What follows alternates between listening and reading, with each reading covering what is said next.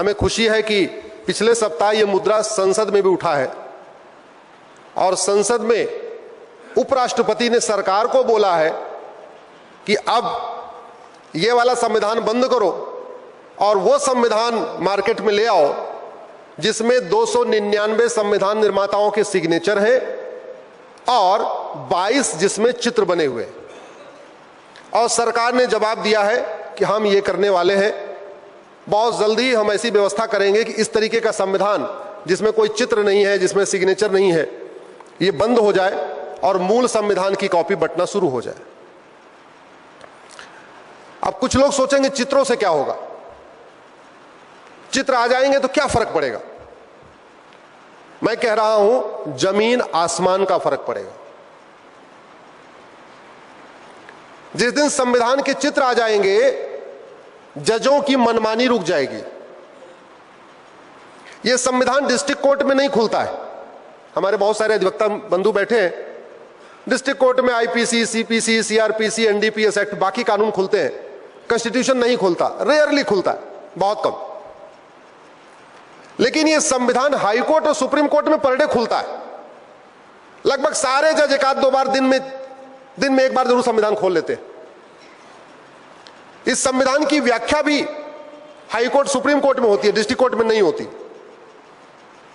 इस संविधान पे चर्चा संसद में होती है, तो कभी कभी संसद में भी यह संविधान खुलता है। जब भारत का संविधान बना था तो इस पे कमल के फूल बने हुए थे, अजंता की फोटो थी फ्रंट पेज पे, अशोक चिन्ह था, अशोक स्तंभ था, 4 शेर बने हुए थे, हाथी, घोड़ा, नंदी बैल और सिंह, यह था फ्रंट पेज पे। पार्ट 1 में सिंधु घाटी की सभ्यता और हमारा जेबू बैल दुनिया का सबसे पावरफुल बैल माना गया है, वो जेबू बैल बना हुआ था। पार्ट 2 इसका सिटीजन से रिलेटेड है। कौन भारत का नागरिक होगा, भारत को नागरिक कौन नहीं होगा, कैसे नागरिकता मिलेगी, वो पार्ट 2 है। उस पे वैदिक कालीन गुरुकुल बने हुए थे और गुरुकुल में जो बच्चे थे वो कुछ हवन कर रहे थे, कुछ लोग सूर्य की पूजा कर रहे थे। ये पार्ट 2 पे बना हुआ था। पार्ट 3 जो फंडामेंटल राइट से रिलेटेड है, उसमें राम, लक्ष्मण, सीता की फोटो। पार्ट 4 डायरेक्टिव प्रिंसिपल है, जिसमें भगवान कृष्ण अर्जुन को उपदेश दे रहे हैं। अब इसका अर्थ कैसे है? पार्ट 3 फंडामेंटल राइट है, वहां राम, लक्ष्मण, सीता है, तो सरकार यह सुनिश्चित करेगी कि जो राम राज्य था उस राम राज्य की कल्पना को साकार करने के लिए सरकार प्रयास करेगी। पार्ट 4 डायरेक्टिव प्रिंसिपल है। डायरेक्टिव प्रिंसिपल में कुरुक्षेत्र में खड़े होकर भगवान श्री कृष्ण अर्जुन को उपदेश दे रहे हैं। पार्ट 4 डायरेक्टिव प्रिंसिपल है, यानी जो सरकारें हैं, केंद्र सरकार और राज्य सरकारें, वो पार्ट 4 में लिखी हुई चीजों को लागू करेंगे। पार्ट 4 में क्या क्या लिखा हुआ है?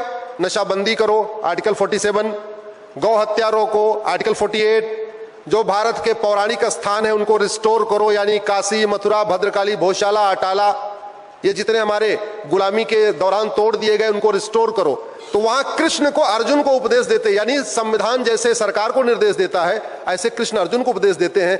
महत्व तो यह था कि जैसे अर्जुन कृष्ण की सारी बात मान रहे थे, वैसे सरकारें संविधान में लिखी हुई सारी बातें लागू करेंगी। पार्ट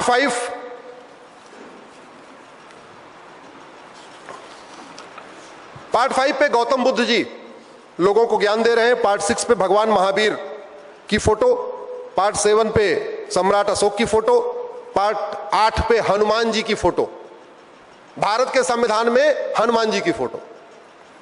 पार्ट 9 पंचायत से संबंधित है।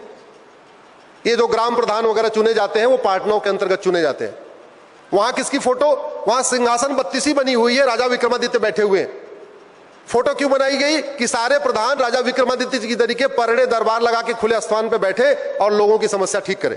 ये पार्ट 9। पार्ट 10 नालंदा विश्वविद्यालय। पार्ट 11 राजा भरत अपने घोड़ों के साथ खड़े हैं। पार्ट 12 भगवान नटराज। पार्ट 13 राजा भगीरथ की फोटो है। तमिलनाडु का महाबलीपुरम मंदिर है, शेषनाग है। पार्ट 15 छत्रपति शिवाजी महाराज और गुरु गोविंद सिंह की फोटो। कितना महत्वपूर्ण है जरा सोचिए। पार्ट 15 इलेक्शन से रिलेटेड है। जो ये सांसद विधायक का चुनाव होता है वो कहां से होता है? पार्ट 15 से। जो पॉलिटिकल पार्टी बनती है वो बनती है पार्ट 15 से। तो पार्ट 15 पे छत्रपति शिवाजी महाराज और गुरु गोविंद सिंह जी की फोटो लगाई गई। मतलब क्यों लगा? मतलब क्या था?